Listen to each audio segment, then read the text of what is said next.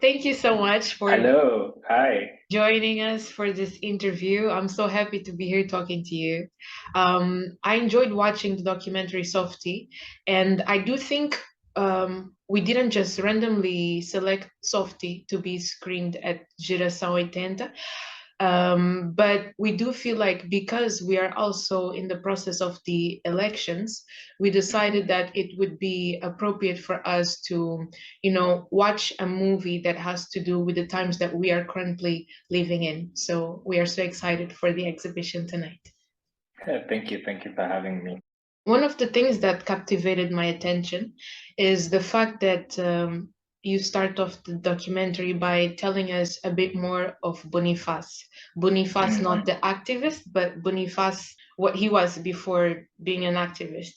And so, one of the things that I found interesting is the fact that Boniface started off as a photojournalist, as a Mhm. way to tell the stories. And Mhm. I couldn't help myself but to also create this correlation between you as a filmmaker. And so, my Mhm. question is, why did you decide to use this form of telling the story? Why did you decide to Mhm. use film to tell the story of Softie? Yeah, thank you for your question, and I'm very happy to be here. It's always very exciting to have the film shared with an African audience because that is the audience the film was made for. Um, I think the the thing that's very interesting about stories in our continent and stories in Kenya in this case is we we are so used to watching um, news, right? That's how we get our stories, or we rarely have ways in which we can introspect and look at things over a long period of time.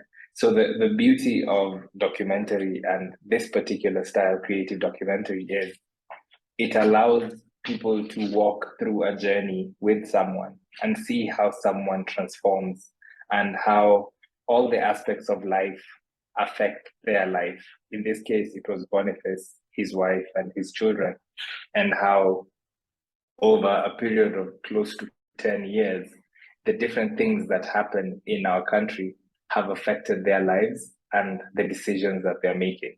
So at first, like, yes, he was a photojournalist and a successful one at that. But then the violence of an election made him become an activist. And his work in activism through a lot of inaction from government and the lack of transparency, accountability, big corruption, all those things, pushed him to decide to go and run for political office. And all those things, as he makes these decisions, they have an effect on family. And I think as an audience, we forget sometimes that the people we see front facing have a back. There's the back end. There's other people who their decisions affect. And I think in doing that, it gave the opportunity for us to tell a story that audiences can relate to effectively because they know these people. They've seen they probably go to the same schools, they probably buy in the same shop. So so even one of the reactions we've had in the film was people going to them and us telling them, "Oh my God, I did not know this was what was happening," because all they do is read the news, Mm. and the news only tells you a very small part of the story. So this is an opportunity to give you something greater and larger to you to understand what's going on. We have been analyzing the type of films that we show, and throughout that process, we understand that film cannot only be seen as an entertainment, but we also end up learning that film can also be seen or used as a learning tool or also as an act of activism. And in your documentary, we see such vivid scenes, you know, Mhm. even though you are the audience watching the documentary, you do feel a certain kind of sensibility when you see such graphic images, per se. And so, what was it to document such sensitive but also important stories such as this one, knowing that you did not only document Boniface alone, you also had the chance to be with his family and to also document the kids. One of the things that also impacted me was the fact that you guys managed to both, document the family in Kenya and also the family when they went to New Jersey. What was it like? It's interesting because when you're filming or when you're working through the process, a lot of the time you don't notice the magnitude of what you're experiencing. Sometimes, like if you're, say, filming in a protest, adrenaline is so much that you forget to realize that this is a dangerous place to be in, you know. And sometimes when people make drastic decisions, something like leaving Kenya and going to the US, again, you forget that this is something that's probably life altering for these people. Like in your mind, what you're doing is, in a sense, capturing a truth of that moment. And the great privilege that we had was the family trusted us so much because I'd spent so much time with them over many years. And for me, they were my friends, they were my family.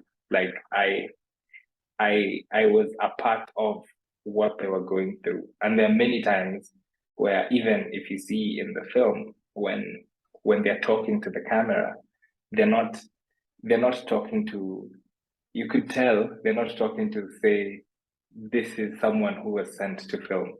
They're talking to someone they know, and I think in that relationship was created over a long period of time. And it felt kind of important to capture that experience, even for themselves, so that they also felt seen and recognized, and their pain and struggle was not in vain. Because we are talking about African cinema, and Softie is, let's say, a must-watch African film, I find interesting the fact that you also get films that are political. You see that film and you are like, that is a very political film. And also you have like one of those films that are political, but you cannot tell it at first. I just think that with movies, we can learn so much from our stories. And so it is a privilege for us as well to have access to films such as Softie in order to learn more what's happening in our, countries in the African continent. And so another thing that made me reflect is the fact that my generation, we tend to not talk that much about our stories, because we are so used to like the mainstream content and so on. But with documentaries such as Softie, it made me think about my role as the citizen of my country. I have a right to vote.